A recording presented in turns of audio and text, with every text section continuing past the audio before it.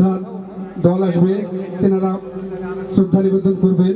তারপরে বাংলাদেশ পুলিশ, উপজেলা স্বাস্থ্য কমপ্লেক্স, রাজনৈতিক দল যারা আছেন, আমরা নির্বাহী কর্মকর্তা স্যার, সকল কর্মকর্তাবৃন্দ, গণপ্রজাতন্ত্রী বাংলাদেশ সরকারের পক্ষ থেকে উপজেলা নির্বাহী কর্মকর্তা স্যার। মহান 21শে ফেব্রুয়ারি শহীদ দিবস এবং আন্তর্জাতিক মাতৃভাষা দিবস উপলক্ষে আমরা বাংলাদেশ জাতীয়তাবাদী দল বিএনপি অঙ্গ সহযোগী সংগঠনের পক্ষ থেকে শহীদদের প্রতি আমরা পুষ্পস্তবক দিয়ে শ্রদ্ধা অর্পণ শেষে শহীদদের মাগফিরাত স্মরণ করে তাদের শ্রদ্ধা জানিয়ে আমরা 1 মিনিট নীরবতা পালন শেষে আজকে এই পবিত্র শহীদ মিনারের পাদদেশে দাঁড়িয়ে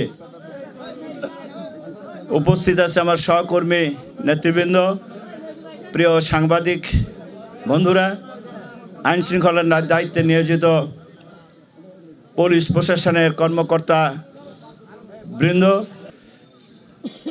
প্রিয় ভাইয়ের আমার, আমি সর্বপ্রথম গভীর শ্রদ্ধার সাথে স্মরণ করি যেসব বাংলার বীর যারা আমাদের মায়ের ভাষাকে রক্ষা করার জন্য রাজপথে রক্ত দিয়েছেন, জীবন দিয়েছেন, সেই সব ভাষার শহীদদের প্রথমে শ্রদ্ধার সাথে স্মরণ করি, তাদের রুহের মাগফিরাত কামনা করি, মহান আল্লাহর দরবারে প্রার্থনা করি আল্লাহ পাক তাদেরকে যেন জান্নাতের উঁচু মাকাম দান করেন, সবাই বলেন আমিন।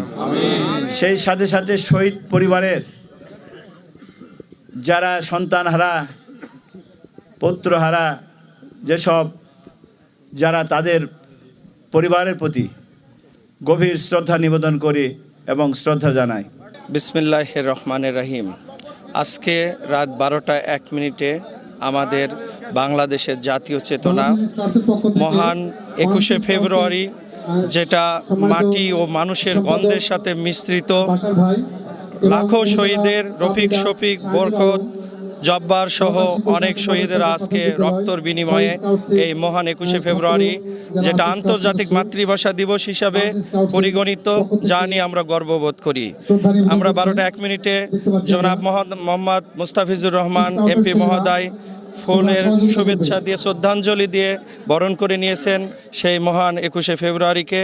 এছাড়া অন্যান্য সরকারি ইউনো মহোদয়, এসিল্যান্ড সহ অন্যান্য অফিস, শিক্ষা প্রতিষ্ঠান, স্বাস্থ্য কমপ্লেক্স, পল্লী বিদ্যুৎ সহ অনেক প্রতিষ্ঠান তারা শ্রদ্ধাঞ্জলি জানিয়েছেন। আমরা এই অনুষ্ঠানের মাধ্যমে সকল মাতৃভাষার শহীদদের প্রতি শ্রদ্ধা জ্ঞাপন করছি। সেই সঙ্গে এই নিয়ামতপুর উপজেলা বিএনপির পক্ষ থেকে আপনাদের এবং অন্যান্য অঙ্গ সংগঠনের পক্ষ থেকে সবাইকে ধন্যবাদ জানাচ্ছি। আসসালামু আলাইকুম। আজ শহীদ মাতৃভাষা দিবস উপলক্ষে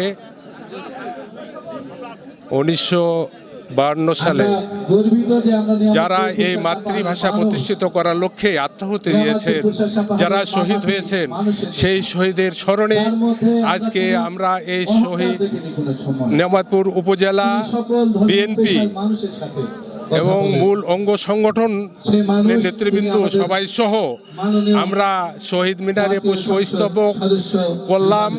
এবং এরপরে আমি বাংলাদেশ জাতীয়তাবাদী দল নিয়ামতপুর উপজেলার পক্ষ থেকে সকল শহীদের রুহের মাগফিরাত কামনা করছি এবং তৎসঙ্গে গত ত্রয়োদশ জাতীয় সংসদ নির্বাচনে আমাদের ধানের শীষের মনোনীত প্রার্থী জনাব মোস্তাফিজুর রহমানকে আমরা অজস্র পরিশ্রমের মধ্য দিয়ে তাকে আমরা ধানের শীষের মনোনীত প্রার্থী হিসাবে এমপি নির্বাচিত করতে পেরে আমরা নিজেরা গর্বিত মনে করছি।